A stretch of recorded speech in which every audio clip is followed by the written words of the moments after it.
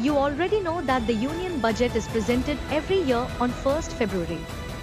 And you also know that the economic survey is usually released one day before the budget, typically on 31st January. But this year something changed. The economic survey 2026 was released on 29th January. Now the question is there something special about this year's survey? Or is it just a procedural adjustment? That's exactly what we are going to decode today. Because if you truly want to understand what the government is planning for the next year, you don't start with the budget. You start with the economic survey. So let's start the today's topic, and for that welcome you all to the DT's world. And do check out our other interesting videos. The economic survey is not the budget. It does not announce tax cuts. And it does not promise subsidies. Instead, it does something more important. It diagnoses the Indian economy. Think of it like this. Economic survey is equal to diagnosis. Union budget as its prescription. So you must know the survey tells us where the economy performed well and where it struggled. Next, what risks are emerging and what mindset the government believes India must adopt. And this year, the mindset, or rather the attitude, is the most important takeaway. Do you know that the cover page tells us a story? If you look at the front page of the Economic Survey 2026, you will notice something interesting. You see a map of India, containers symbolizing trade and manufacturing, aircraft and sea routes symbolizing connectivity, a world map in the background. And this is not accidental. The message is clear. India's growth story cannot be understood in isolation. It must be understood in the context of a chaotic global environment. And that brings us to the central theme.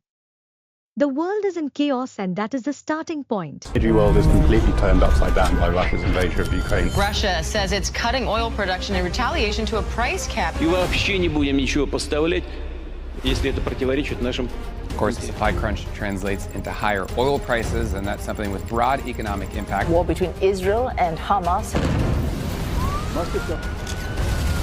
has ignited new fears of wider consequences in the Middle East. Oil prices have crossed $85 per barrel. You and I are paying more at the petrol pump. That means more inflation, less savings, less investments, and of course, less growth. The survey openly acknowledges something important. Across the world, whether it is the US, Europe, China, Russia, or the UK, there is geopolitical tension, trade fragmentation, supply chain disruption, financial uncertainty. And where there is chaos, there will be uncertainty. Where there is uncertainty, there is risk. The survey begins by accepting that India is operating in a world full of risk.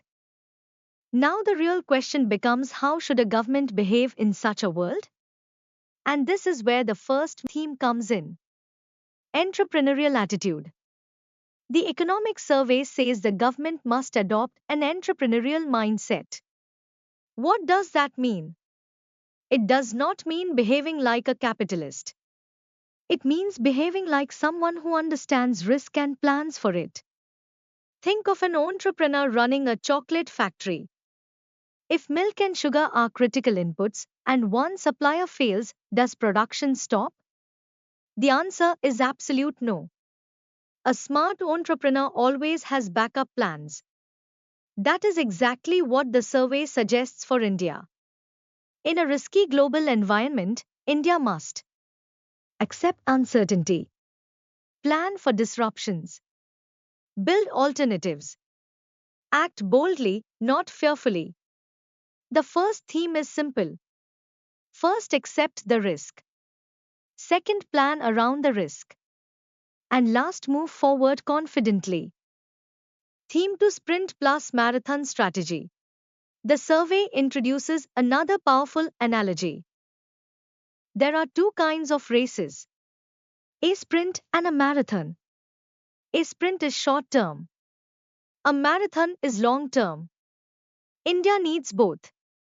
Short-term policies, that is sprint, includes steps like immediate job creation, skill development, inflation control, quick response measures.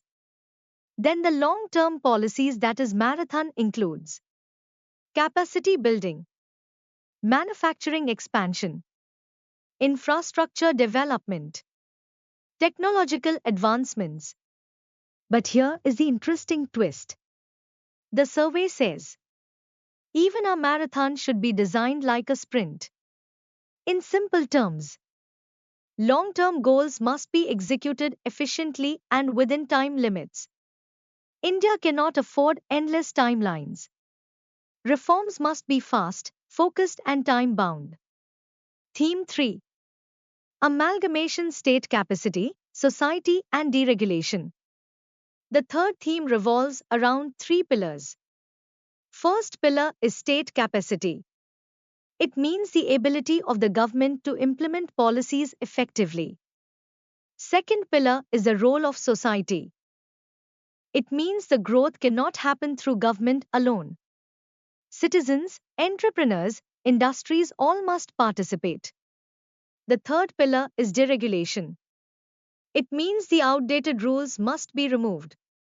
For example, India once had hundreds of complicated labor laws. They were rationalized into 4 labor codes. That is deregulation. If a regulation made sense 50 years ago but blocks today's growth, it must be reformed or removed. The survey argues that if state capacity improves, society participates actively, and unnecessary regulations are removed, then India can realistically move toward the goal of Viksit Bharat.